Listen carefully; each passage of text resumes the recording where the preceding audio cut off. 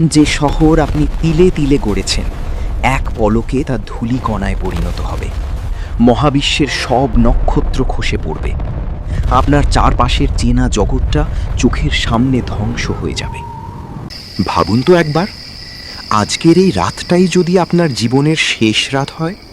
আপনি এখন যা করছেন, হয়তো শুয়ে আছেন, হয়তো হাতে এই ফোনটা নিয়ে স্ক্রল করছেন, হয়তো কানে হেডফোন দিয়ে এই কথাগুলো শুনছেন, এটাই যদি হয় আপনার জীবনের একদম শেষ কাজ। আমরা সবাই জানি আমাদের মরতে হবে, কিন্তু আমরা কি জানি সেটা কখন? হয়তো এই ভিডিওটি শেষ করার সুযোগ আপনি পাবেন না। হয়তো এখনই আজরাইল আলাইহিসসালাম আপনার দরজায় কড়া নাড়ছেন। একবার নিজের হৃদয়ে হাত রেখে নিজেকে নিজে প্রশ্ন করুন, যদি আজই কিয়ামত শুরু হয়ে যায়, আপনি কি আল্লাহর সামনে দাঁড়ানোর জন্য সত্যিই প্রস্তুত? হঠাৎ করে সবকিছু থমকে যাবে। একটি বিকট শব্দ, যা পৃথিবীর কোনো কানে আগে কখনো আসেনি। ইসরাফিল আলাইহিসসালামের শিঙার সেই প্রথম ফুঁক। কল্পনা করুন সেই দৃশ্য। আকাশটা আজ যেমন নীল দেখছেন, সেটা সেদিন চামড়ার মতো ফেটে যাবে। সূর্যটা তার আলো হারিয়ে ফেলবে। সমুদ্রের পানি টগবগ করে ফুটতে শুরু করবে এবং এক পর্যায়ে আগুন হয়ে জ্বলে উঠবে। বিশাল বিশাল যে পাহাড়গুলোকে আমরা অটল মনে করি, সেগুলো ধ্বনিত তুলার মতো বাতাসে উড়তে থাকবে। পৃথিবীটা প্রচণ্ড জোরে কাঁপতে শুরু করবে। তার পেটের ভেতর যা কিছু আছে সব বের করে দেবে। যে ঘর বাড়ি, যে শহর আপনি তিলে তিলে গড়েছেন, এক পলকে তা ধূলিকণায় পরিণত হবে।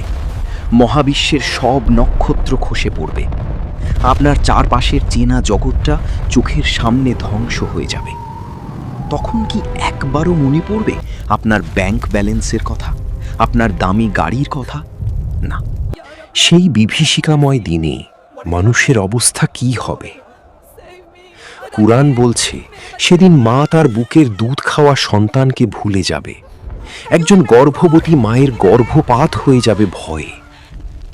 মানুষগুলো মাতালের মতো এদিক ওদিক ছুটবে, কিন্তু তারা মাতাল নয়, বরং আল্লাহর আযাবের ভয়ে তারা দিশেহারা।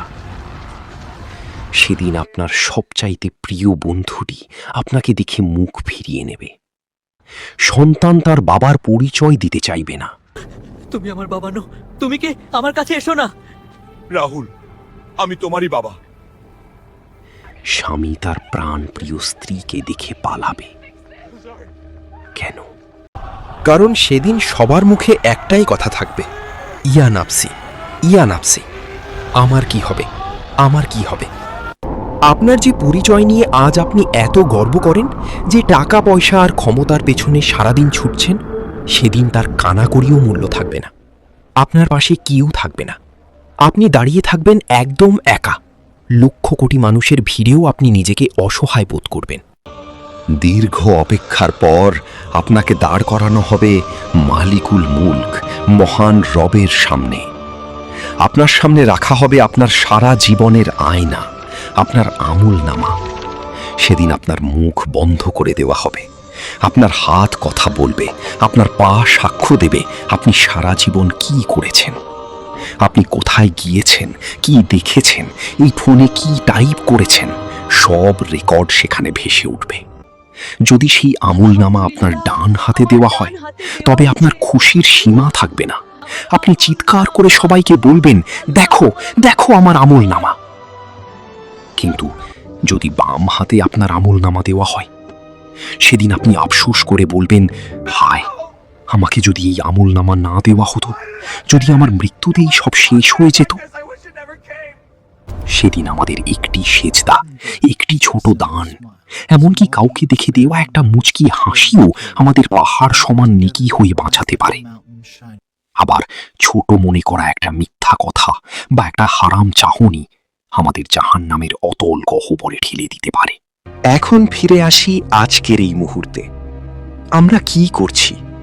আমরা নামাজকে পরে পড়ব বলে ফেলে রাখছি। আমরা ভাবছি বয়স হলে তওবা করব।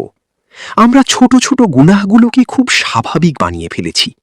মানুষের গীবত করছি, হারাম পথে টাকা উপার্জনের চেষ্টা করছি। ইন্টারনেটে এমন কিছু দেখছি যা আমাদের রবের সামনে দাঁড়াতে লজ্জা দেবে। আমরা ভুলে গেছি যে আমাদের নিঃশ্বাসটার কোনো গ্যারান্টি নেই। কবর প্রতিদিন আমাদের ডাকছে।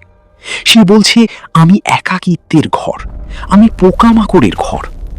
আমরা কি আসলেই প্রস্তুত আমাদের রবের সেই প্রশ্নের উত্তর দিতে? আমি এখানে কেন? তোমার জীবনটাকে তুমি কোন কাজে কাটিয়েছ? বন্ধুরা, এখনো সময় আছে। আপনি এখনো বেঁচে আছেন মানে আপনার রব আপনাকে সুযোগ দিচ্ছেন। আল্লাহর দয়ার দরজা এখনো বন্ধ হয়নি। হয়তো এই ভিডিওটি আপনার জীবনের টার্নিং পয়েন্ট।